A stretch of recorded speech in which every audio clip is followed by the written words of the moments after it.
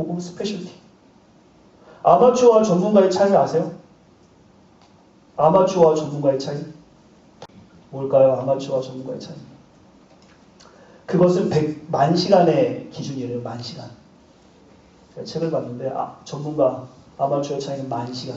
그게 뭐냐면 뭐 다 그럴 수 없지만 객관적으로 이렇게 한다면 요리의 전문가가 되길 원하면 그 요리하는 일에 10,000시간을 투자하면 전문가가 된다고 합니다. 축구의 전문가가 되겠다?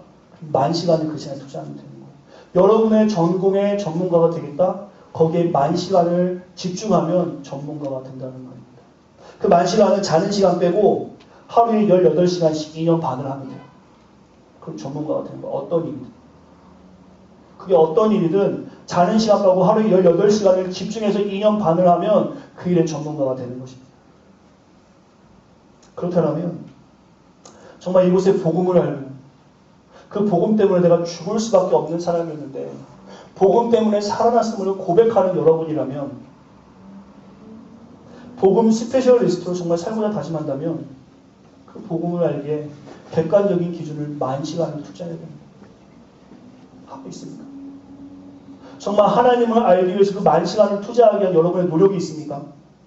지금 이렇게 예배하고 있는데 말만 전문가가 되고 싶다고 일주일에 예배에 1-2시간 나오는 것도 여러분 너무나 힘들게 나오고 있지 않습니까? 나왔다 가면 왠지 믿음에 성공한 것 같고 안 나오면 뭐가 안 된 것 같고 주일도 마찬가지죠.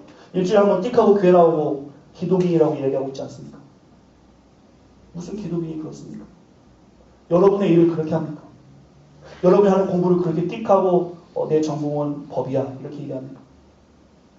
여러분 삶이 하나님 나의 주인이라고 고백하면서 우리가 복음 전문가가 되자고 이야기를 하면 정말 그것을 위해서 우리가 무엇을 가지고 희생하고 있냐 말입니다. 무엇을 가지고 집중하고 있냐 말입니다. 깨닫기는 엄청 많이 하는데 삶에 적용하고 있냐는 말입니다. 교회는 엄청 많이 다녀가지고 아는 건 많은데 그것을 우리의 삶에 얼마나 적용하고 변화된 삶으로 살아가고 있냐는 말입니다. 저는 우리 디모데 청년들이 복음 전문가가 되기를 소망합니다. 그래서 정말로 아까 보았던 그 영상처럼 정말 누군가에게 나의 삶을 통해서 감동을 주길 가지를 소망합니다.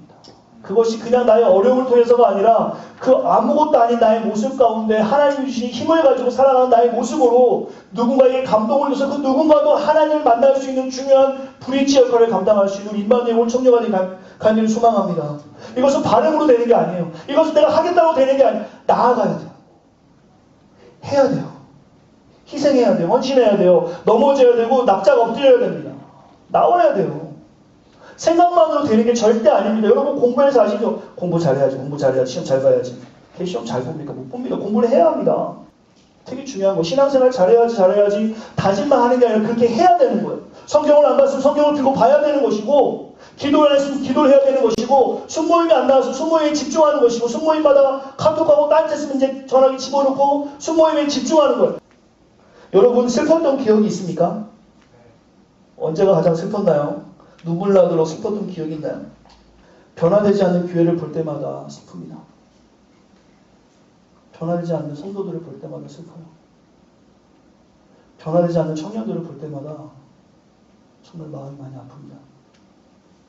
정말 슬픈 거는 변화되지 않는 나를 볼 때마다 너무 슬픕니다.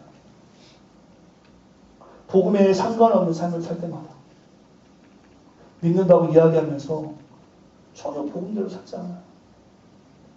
근데 내가 목사예요. 얼마나 슬픈지 모르겠어요. 이 자리에 올라와야 하는데 나도 유대인처럼 죄를 깨닫고만 있으니까.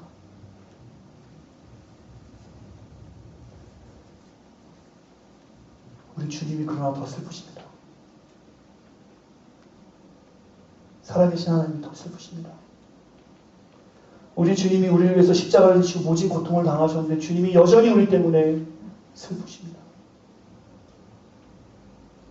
믿음의 임계치에 도달하지 못한 우리의 모습을 볼 때마다 하나님이 슬프십니다. 사랑하는 디모데 청년 여러분, 깨닫는 데만 집중하지 마십시오. 깨닫는 거에 머물지 마시고 깨달았다면 변화되는 삶에 집중하십시오. 교회를 그냥 친구 만나러 오지 마십시오. 교회를 그냥 아무 생각 없이 자동적으로 오는 그런 모습들. 저는 여러분들이 예배를 통해서 순모임을 통해서 여러분의 임계치에 도달하기를 간절히 소망합니다.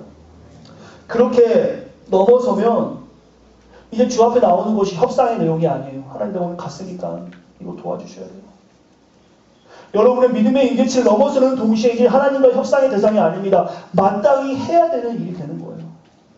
보이지 않는 하나님을 경험하니까 보이는 그 현상은 그 하나님이 주관하시면서 할 수 있는 일이니까 실패 있을 수 있습니다. 교회 다니면 다 잘 됩니까? 아니에요. 실패할 수 있어요. 아플 수 있어요. 성경에서도 고난 받으라고 했지 복 받는 내용이 있지 않습니다. 복 있는 사람은 악인의 길을 쫓지 않고 죄인의 길을 서지 않고 오만한 자리에 앉지 않는 거 그거요. 세상하고 반대되는 삶이에요. 깨도 못 부리고 죄인의 자리도 못 있고 교만하지 못해요. 근데 오늘 주님은 그게 복 있다고 이야기하는 거예요. 사랑하는 디모데 청년 여러분, 보이는 세상의 현상보다 보이지 않지만 확실히 계시는 하나님 경험하시기 바랍니다. 우리 청년 금요예배가 여러분의 임계치를 넘게 해줄 수 있는 좋은 수단이 되길 간절히 소망합니다. 우리 순모임이, 우리 주일예배가, 우리 수요예배가, 우리 새벽예배가, 우리 양육교육 프로그램이 또한 순모임에서 하는 그 기도가 또한 성교 중보 기도회 그런 것들이 정말 여러분의 삶의 믿음의 임계치를 넘는 하나님의 귀한 은혜가 되길 간절히 소망합니다. 그 12월에 준비하는 청년수련회 그냥 준비하지 않습니다. 저는 지금부터 정말 생명을 다해서 준비하고 싶어요. 마지막이라 생각하고 준비할 겁니다. 아, 목사님 가시나 보다. 아니, 어떻게 될지 모르니까. 정말 마지막이라 생각하고 준비할 거예요. 여러분들도 이번 수련회 마지막이라 생각하고 마음을 다해서 준비해 주십시오. 30명이 가든 50명이 가든 100명이 가든 중요치 않습니다. 마음이 열린 사람이 가는 것이 중요하다고 저는 생각해요. 여러분의 임계치를 넘는 좋은 기회가 되길 간절히 소망합니다. 지금이 타이밍입니다. 믿으십니까? 깨닫고 번화되면 안 됩니다. 지금이 타이밍입니다. 여러분의 임계치를 넘길 수 있는 순간입니다. 나중으로 또 넘기고 나중에 해야지 미루지 마십시오. 지금 이 시간에 하는 것입니다. 예배에 집중하는 것이고 하나님이 누구인가에 대해서 아는 것이고 그 하나님에 대해서 내가 고백하는 것이며 헌신하고자 다짐하는 것입니다. 그것은 희생이에요. 이 시간에 해야 돼요. 이거 끝나고 순모임 가서 해야 돼요. 집에 돌아가서 성경 보면서 하셔야 돼요. 또 나중에 해야지 나중에 해야지 이런 거 있지 않습니다. 사랑하는 성도 여러분, 청년 여러분, 결단하는 것에 넘어가지 마십시오. 결단과 도전과 어떤 하나님의 큰 은혜가 있다면 그것을 삶에 적용하십시오. 이렇게 넘지 못한 우리는 평생 미지근한 상태로 살아가는 거예요. 미지근하게 목회하는 거고 미지근하게 신앙생활 하는 거. 좋은 게 좋은 거야. 만나면 밥 먹고 카톡해서 서로 격려하고 믿음 이야기하면 불편해하고 그 믿음 얘기하지 않죠. 교회가 이렇게 가는 거야 이제. 혹시 미지근하게 사실 분 계십니까?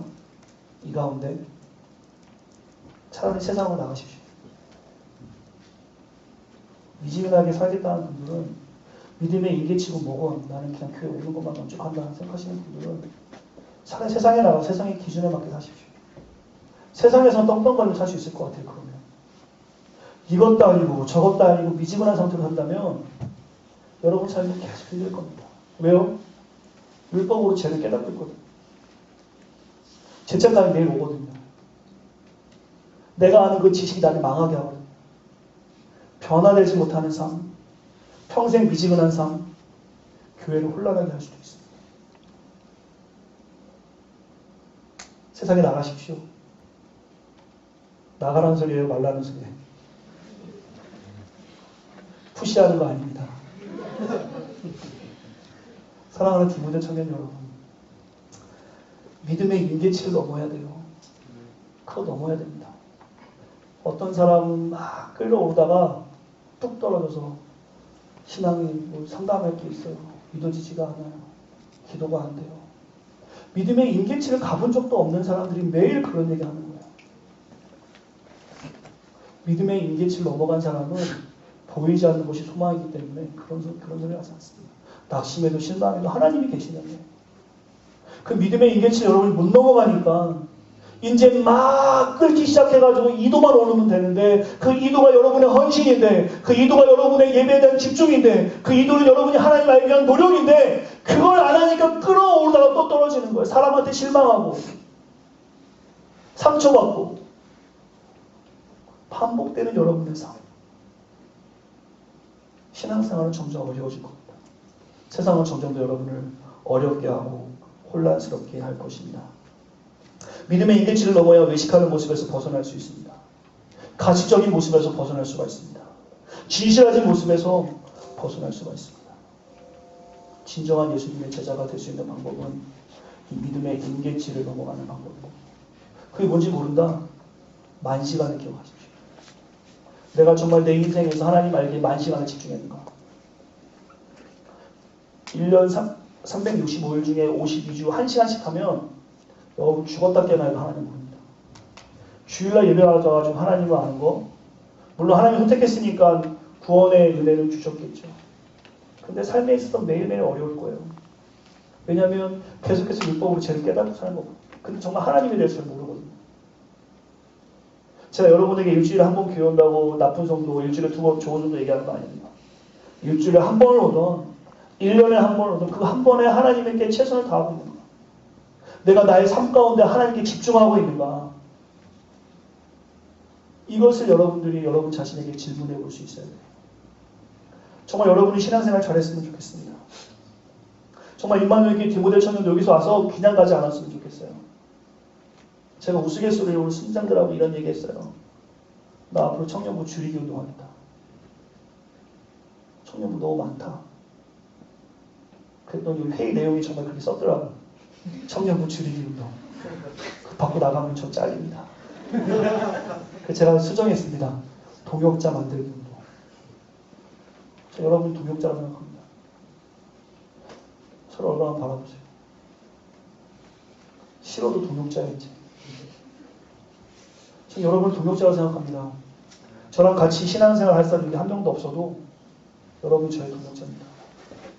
여러분이 어디 있던 간에 복음 스페셜리스트가 돼가지고 그곳에서 사랑을 실천하고 있다면 그 빛이 저번 주에 했던 것처럼 합쳐지고 미약하지만 그 빛이 하나로 모였을 때 하나님의 일이 드러나는 것입니다. 우리 찬양 한번 하고 기도하고 싶은데요. 우리의 모든 시선을 주님께 고정하시기 바랍니다.